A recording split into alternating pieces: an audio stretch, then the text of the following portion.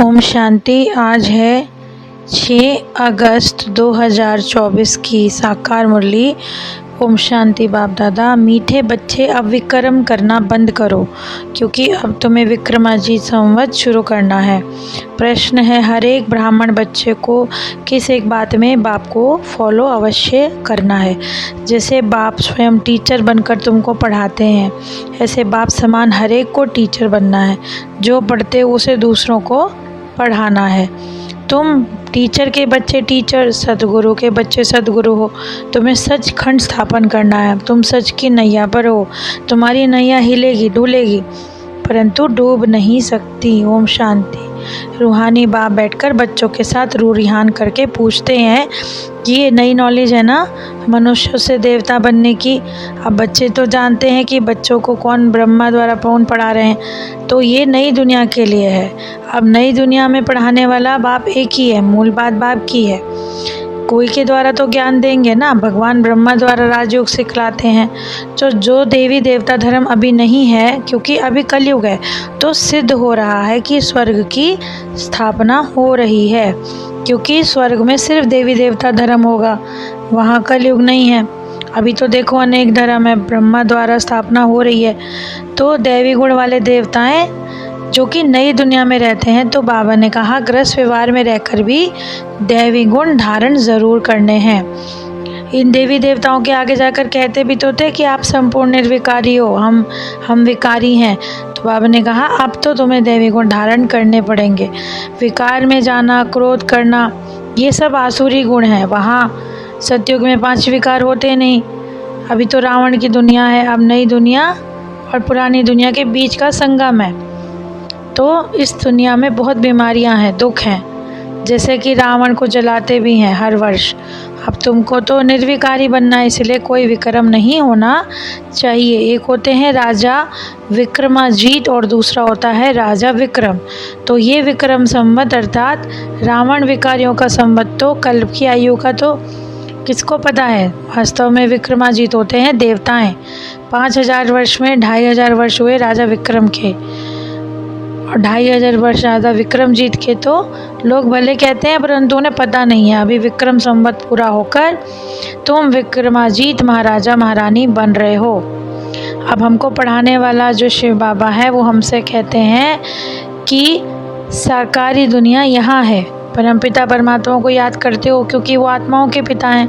अब स्कूल की पढ़ाई पर तो टेंशन देते हो ना, जब कोई मर्तबा पाते हैं या पाने वाले होते हैं तो पढ़ाई पढ़ते हैं।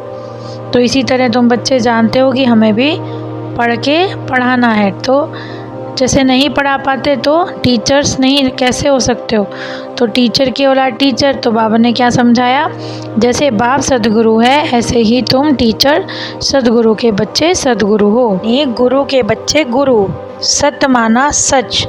अब सचखंड भारत को ही कहा जाता है, जो कि स्थापन बाबा करने आते हैं। जब रियल बाप आते हैं तो गायन भी तो है ना कि नैया डूबेगी नहीं, डोलेगी परंतु डूबेगी नहीं। तो बच्चों को समझाया गया है कि माया के तूफान तो बहुत आएंगे, उनसे डरना नहीं।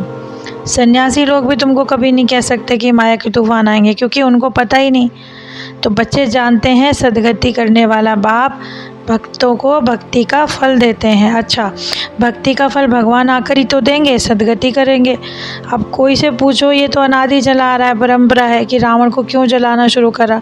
तो जिन्होंने कल्प पहले भी समझा था, वो ही झट समझते हैं। शिव बाबा का जन्म तो है ही, जिसको शिवरात्रि कहते हैं, परंतु उनका जन्म दिव्य और अलौकिक है। प्राकृतिक मनुष्य सदस्य जन्म नहीं लेते, क्योंकि और सब तो गर्भ से जन्म लेते हैं, शरीरधारी भी बनते हैं। मैं तो गर्भ में प्रवेश नहीं करता। तो ये नॉलेज परमपिता परमात्मा के सिवाय कोई दे नहीं सकता।